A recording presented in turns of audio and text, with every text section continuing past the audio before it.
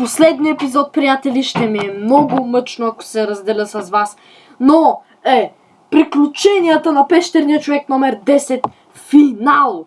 И в него ще участват всички герои, представени първо, и после много кратка история. Първи герой аз, създателят Ангел Стоянов Кабаджов. Аз съм главният герой, Пещерния човек.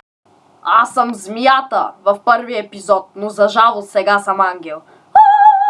Аз съм авантюриста. Аз съм мустакатия мъж. Аз съм жена му. Той умря. Аз съм бащата на Пещерния човек. Аз съм майката на Пещерния човек.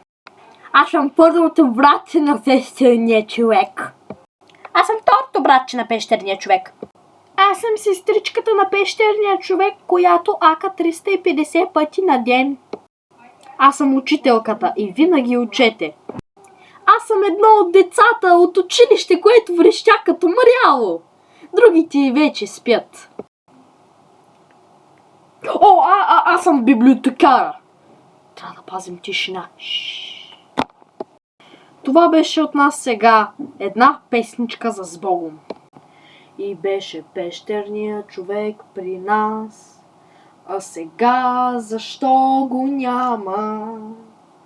Ще взема китарата от змията, която убих. И сега той го няма.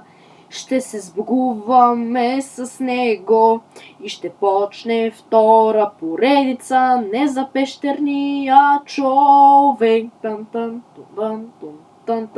И беше той забавен, особено това. Не го правете на майка или на баща, нито на баба и на дядо, изобщо на някой в живота. Само си причинявате беди, като Пещерния човек.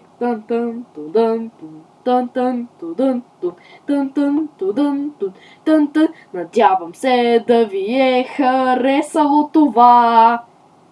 И на мен също.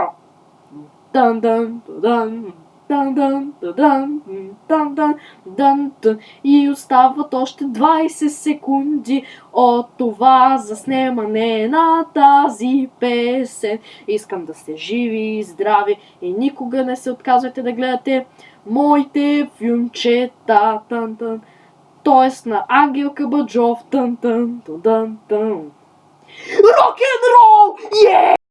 Това беше, приятели, от нас. Този път изключвам наистина. Чао! Вече не е забавно и плачевно.